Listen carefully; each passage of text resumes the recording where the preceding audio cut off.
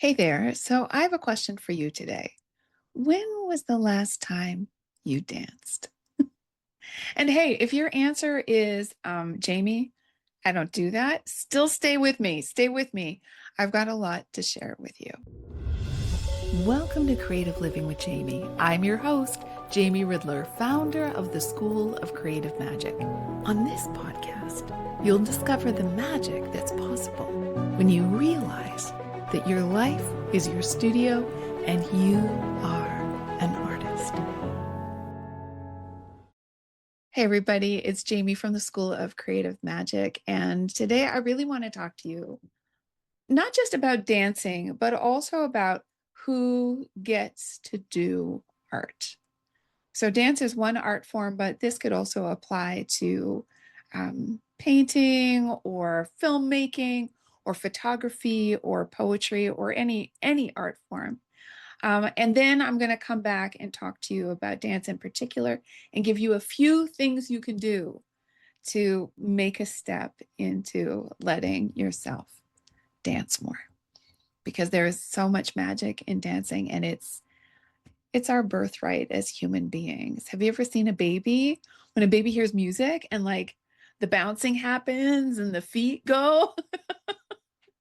Like that joy, that immediate reaction, that responsiveness to music in our bodies, that physicalness, that's something I want for everybody, including you. Well, let's talk first about why that might not be the case.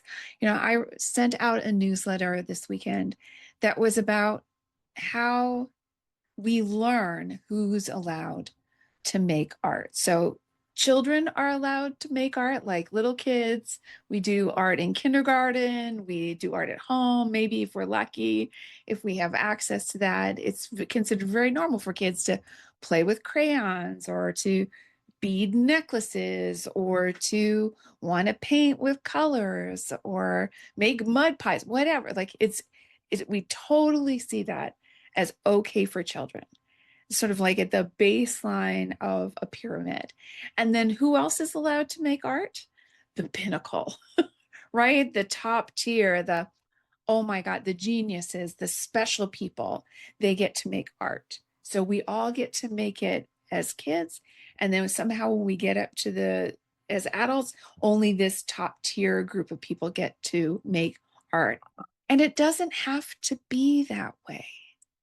We lose so much by not having access to different ways of expressing ourselves. Even different mediums give us different ways into understanding ourselves, to understanding the world. What we learn as a writer is quite different from what we learn as a dancer, from what we learn as a photographer. The life skills, the human skills. Over at the School of Creative Magic, we call this the powers of creative magic. We gain access to so much through the creating and also through the receiving or the sharing, like putting on a play together or learning choreography together or singing together. There's a way that human beings have always done this, not just when they were children and not just when they were the best. This is why I do what I do. It's for everybody in between here to have access to the joy, the wisdom, the release, the nourishment of engaging with the arts. The arts are pure magic that you can invite into your life.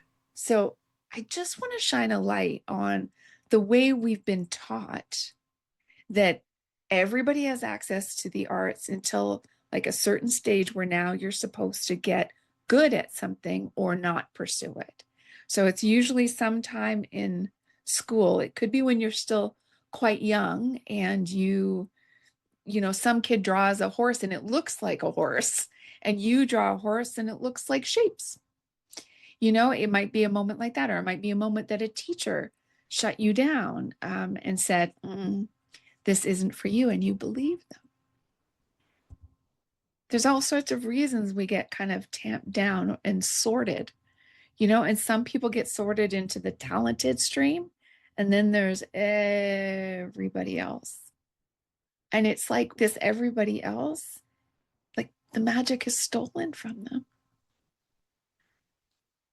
It's a little mythology I'm making up in my head now. It's like a few select people are chosen and they're gone off to magic school, and all the rest of these people, their magic is taken. But it doesn't have to be that way. The magic of creativity, the magic of art, the magic of dance, of music, that's available to everyone. And I'm saying this so you can hear me, but also so you can spread the word, so that you can activate your own creative expression as an adult in this world and also encourage other people to do the same. So you can notice when the frame in your head, though, what you've learned from this not very kind, generous, or functional system, where it becomes your default and where you might change it. For example, when you see somebody's art, how are you judging it? Are you thinking, oh man, they should not pursue that? They really aren't good enough. Could you let that go? Could you encourage them instead? Could you open up to see what is unique about what they're doing? What do you learn about them through what they've made? How does what they've made show you a different way of creating? Or even if you don't like what you see, how does that teach you about your own preferences, your own loves, your own taste, your own desires?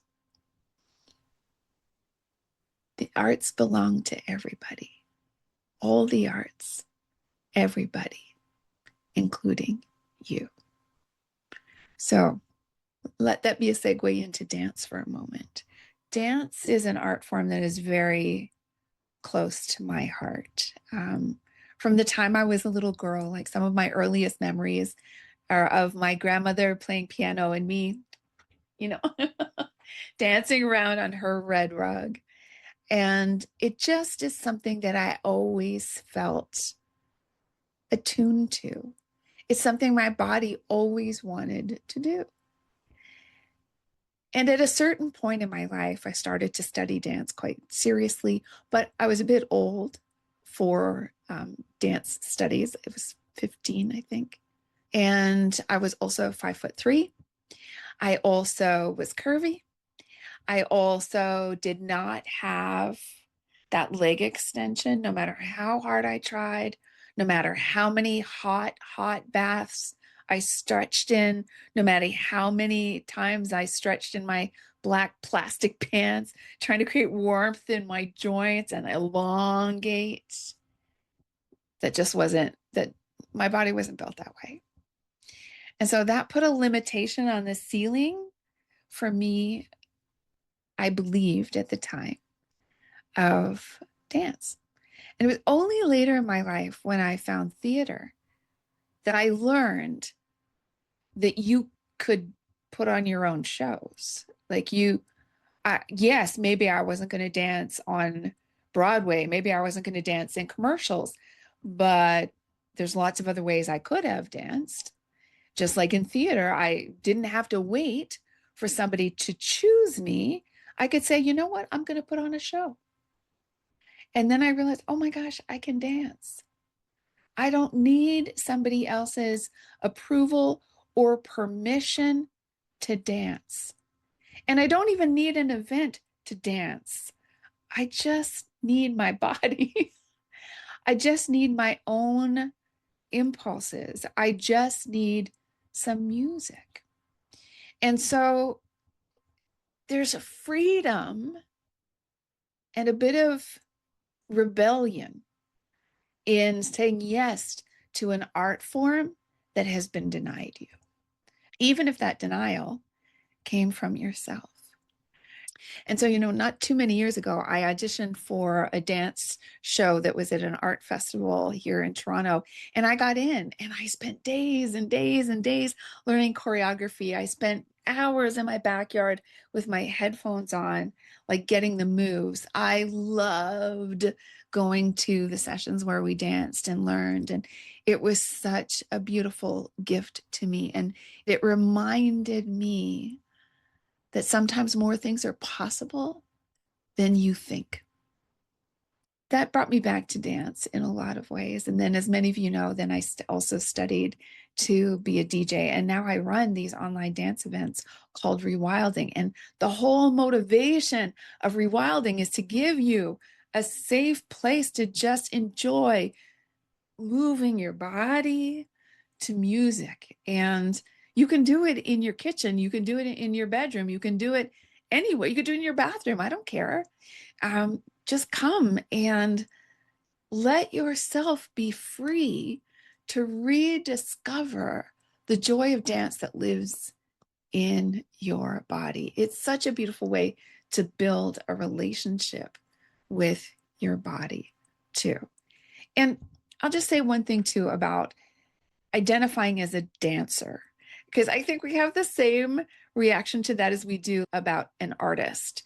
There's the like, I can make art, but when do I consider myself an artist? I can dance, but when do I consider myself a dancer? Or in this instance, it seems like we have to think we're a dancer in order to allow ourselves to dance. And with art, it seems like we're allowed to make art as long as we don't call ourselves an artist. It's so interesting how these rules form and how we conform to them. But for today, I want you to just let go of any identity piece and recognize that dance or any art is just an activity. I brushed my teeth, I made a collage. I walked to work, I made a painting. I wrote a poem, I cooked dinner. It's just an activity. It's a meaningful activity. It's a rich activity. It's a nourishing activity. It's a learning activity. It can be a triggering activity, but it's just an activity. And there's no gatekeeper around whether you're allowed to do any art form. And then in today, I want to talk to you specifically about dance. So I want to give you a few tips to think about to just let yourself gently reconnect to the magic of dance or connect for the first time to the magic of dance. And one is to just let it be an activity. I brushed my teeth, I danced. So let go of all of the fancy talk about it or the stories you have about it, and just look at it as an activity. I'm going to dance today. Secondly, I invite you to try just randomizing on wherever you listen to music, Spotify or your own playlist or YouTube, it doesn't matter. It's just let the universe give you a song and move to it. Just do this once a day. And I especially invite you to be open to a range of possibilities so that you might listen to some songs and be like, oh, this is like this.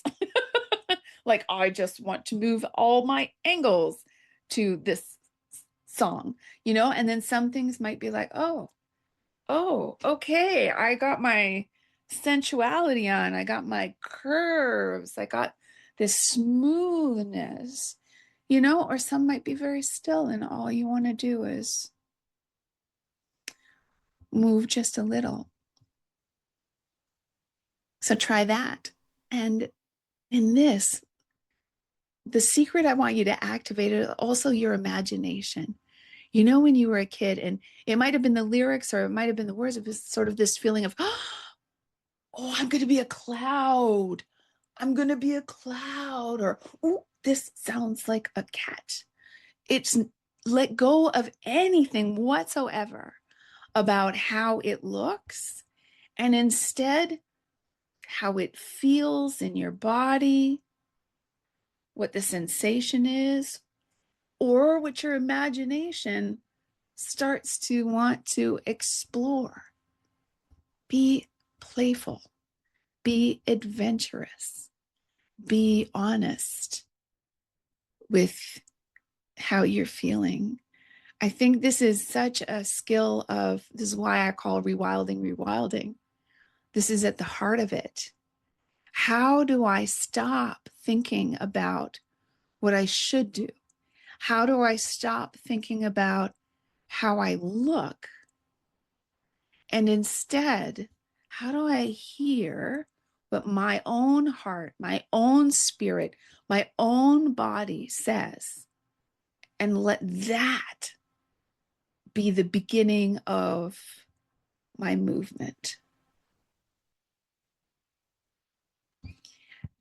Another tip I would have for you is to try moving while you're lying down. So you can do this with the same randomizer song roulette. But if you lie down on the ground, if that's comfortable for you, and just you can still move your shoulders or your hands or your hip, just let yourself move while you're on the ground. And one of the things this does is it kind of automatically breaks the relationship between what you see as traditional dance, because it's not that often in our lives that we have had the opportunity to dance while lying on the floor. So let that unusual circumstance break the patterns. I suppose you could also do this in the pool. Let yourself find your movement, find your dance in that slightly unusual circumstance. And then here's the last one, which is in some ways the easiest, but also I think many of you might find it the hardest, which is for the next couple of weeks, in the next little while, whenever you hear music, I want you to let your body respond. So you're at the grocery store and you hear a song, or you're on the subway and somebody's playing their music out loud, which is so annoying, but still let your foot tap. Or you're walking by a concert while you're downtown and somebody happens to be playing something, just like, add a little sway to your step or let your hips go. And bonus points, my friend, if you let other people see you. So I'm not saying you make other people see you. I'm not saying it has to be huge, but I'm just saying if you're with your friend or your partner or your kid and you're just going, that you just let them see, oh, you are someone who is open to music and movement, and that the magic of dance lives in you too. This is a part of what makes it so rebellious. And it's a rebellion I'm inviting you to, is to expand the range of our expectation of who gets to make art, because we all do, including you. So I hope that inspired you to stretch into your art making in a deeper way, to be open and encouraging to other people to do the same, to think about how you might welcome some dance into your life and into your body with some of these tips, and also to take up space for art, for dance, for kindness, for acceptance, for encouragement into your life, into this world. We'll all make it a much, much better place. And if you'd like to come and join me for Rewilding, we're currently getting ready to dance on the theme of water, which is what we will be doing around the fall equinox. So come and join me for that. We dance online so you can be in your safe, sweet spot. And we do ask you to leave your camera on just for everybody's comfort zone, but you don't have to dance in front of the camera. Last time, I think somebody put like a stuffed animal in front of the camera and then they went and did their dance. But come and join me.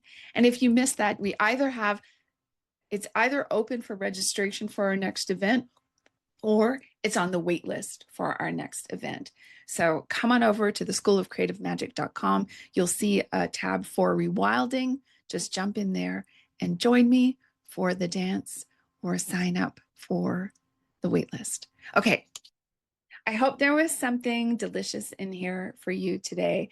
I have to say, when I came in to sit down for this, I had this moment around just getting back into the groove of showing up for these recordings, for connecting with you on a more regular basis. And I'm so glad I did. I'm so glad you're here. Thanks so much for your encouragement and support. And I look forward to dancing with you. And I look forward to hearing that you are creating more and more and more. That's the magic. I'll see you soon. Creative Living with Jamie is brought to you by the School of Creative Magic and you. You nourish this podcast every time you share, like, subscribe, leave a positive comment or review. Never underestimate your impact. Remember, you are an artist and your life is your studio.